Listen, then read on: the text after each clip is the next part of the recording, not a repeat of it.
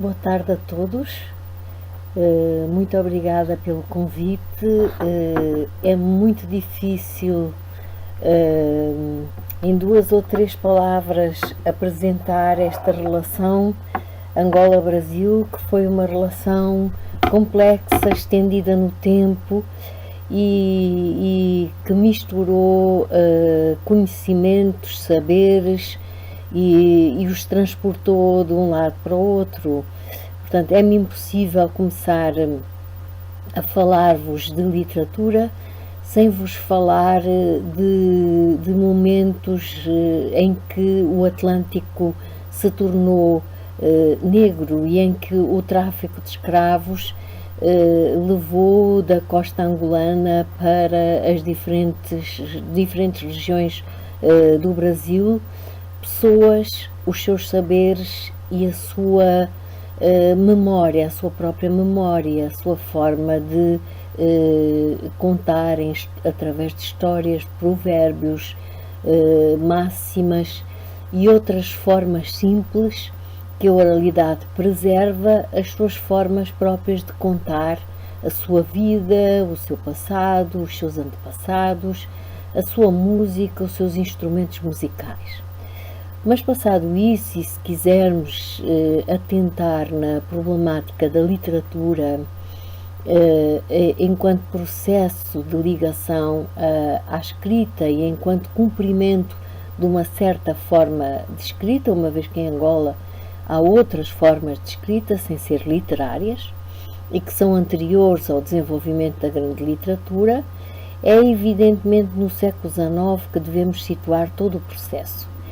E nesse século XIX nós podemos apontar os jornais que surgiram nos principais centros urbanos, no caso Luanda e Benguela principalmente, como sendo os grandes veículos, os grandes locais onde se ensaiaram em poesia e em prosa as primeiras tentativas de dar uma outra visão à literatura que se fazia em língua portuguesa, mas naquelas terras do continente africano. E ocorre-me que pouco depois de ter sido criado em Luanda o prelo do governo geral, um poeta que tinha passado pelo Brasil, depois voltou ao Brasil e por outras geografias, publicou o seu primeiro livro de poemas chamado o seu primeiro livro de poemas dedicado às senhoras africanas e que se chamou Espontaneidades da Minha Alma às Senhoras Africanas. Chamou-se Maia Ferreira e realmente ele é aquele que inicia um longo caminho de transformar a forma de escrever à maneira portuguesa. Muito trabalho se fez depois dessa publicação. Eu não quero deixar de pensar num pequeno livrinho que circulou entre todas as grandes margens do Atlântico e que foi o Almanaque de Lembranças Luso-Brasileiro, e que tem intervenção de muitos dos filhos da terra, dos filhos do país, de quem vivia em Luanda, em Benguela, e que com sentidos diferentes tentava dar notícia, caracterizar os locais de onde era originário e onde vivia. Alguns autores estudiosos das literaturas de língua portuguesa, literaturas africanas de língua portuguesa, falam mesmo de uma certa geração 80. Descontado o exagero desta afirmação, nós podemos dizer que realmente nos anos 80 ou nos anos finais do século XIX, um grupo grande de filhos da terra gentes do país, muitos deles animados por brasileiros que de várias maneiras chegaram a Angola. É o caso de Francisco Ferreira Dutra, é o caso de Saturnino de Sousa Oliveira.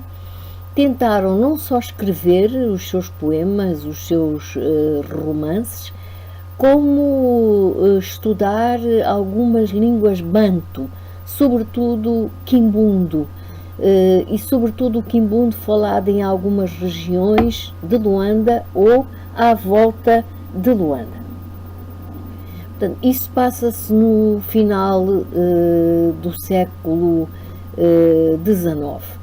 E nos primeiros anos do século XX, os naturais de Angola, ou os filhos do país, como se chamavam, publicam já de uma forma mais continuada nos diferentes jornais que se fizeram sair no país. Portanto, a Voz de Angola proclamava e proclamava-se no deserto e fazia um esforço para ser entendida para lá daquilo que o regime colonial dela dava notícia.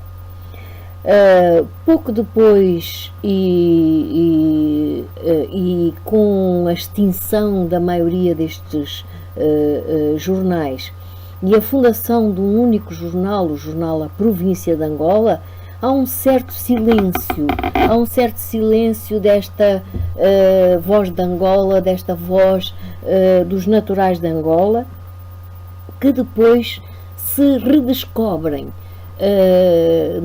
nos anos 40 do século passado. Castro Sorumanho, Lília da Fonseca, Geraldo Bessa Vítor, pessoas originárias de meios familiares diferentes, conhecedoras de realidades angolanas diferentes, mas que tentaram de certa maneira angolanizar as suas produções.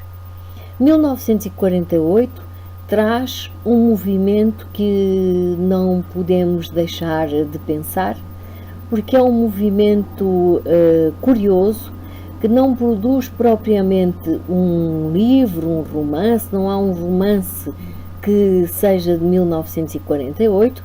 No entanto, este movimento, que se chamou Vamos Descobrir Angola, é um movimento, aliás, se puderem ler o grande escritor angolano Luandino Vieira, num dos seus livros menos trabalhado, Lourentinho, Dona Antónia de Sousa Neto e eu, ele caracteriza muito bem este momento, o momento em que a literatura angolana se encontra com a literatura brasileira para proclamar, para ir à procura de uma outra maneira de conhecer e dizer Angola. Vale a pena ler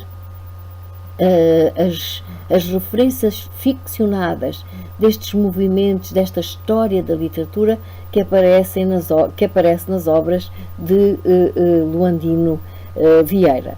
Logo depois desta data, as revistas Cultura e Mensagem transformam-se no porta-voz destes manifestantes, desta gente que procurava uma forma de escrever que não tinha a ver com as formas que o cânon português propunha.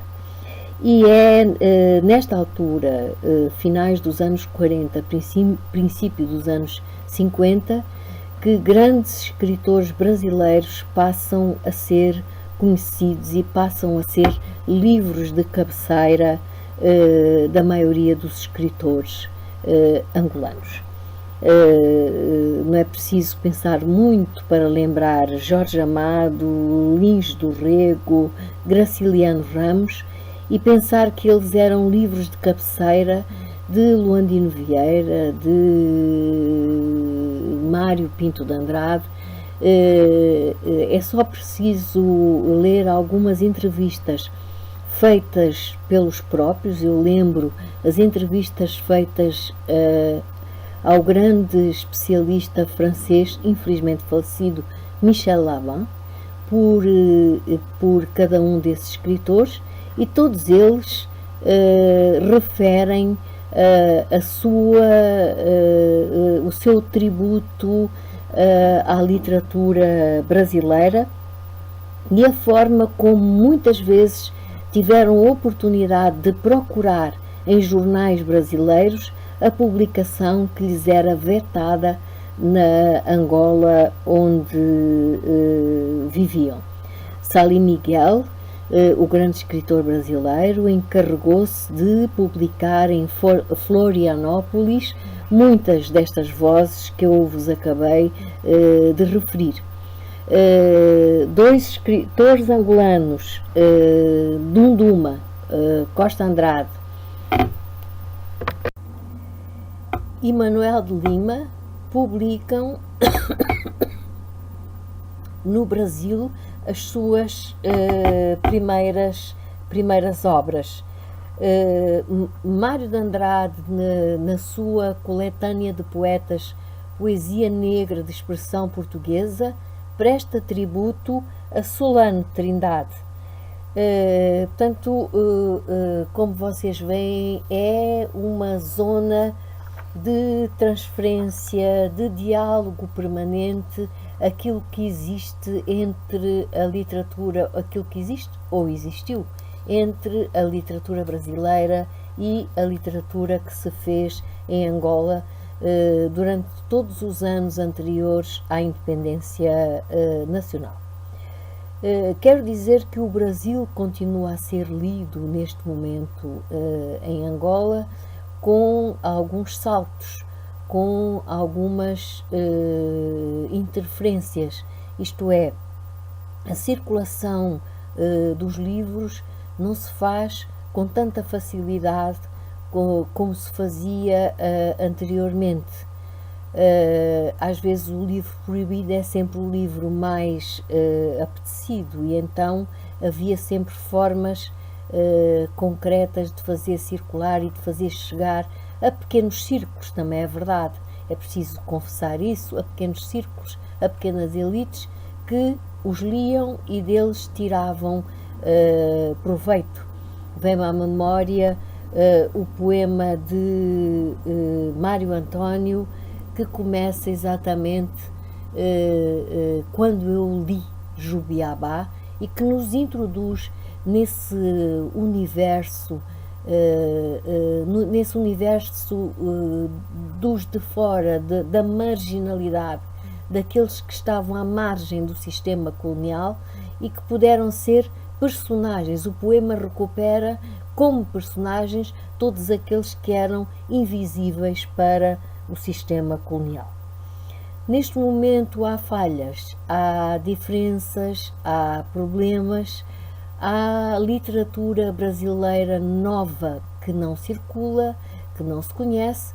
Por outro lado, há um ou outro que continua a ser lido, continua a ser conhecido.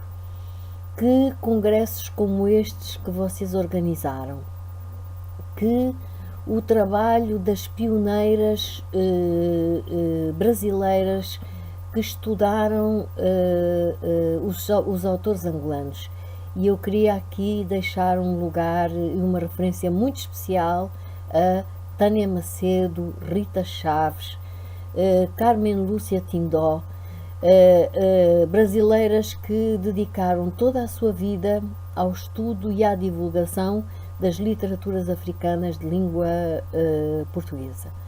E, portanto, só com o trabalho delas e com congressos desta natureza nós chegaremos a conhecer-nos um pouco melhor, em termos do que se faz atualmente, num lado e no outro do Atlântico. Muito obrigada.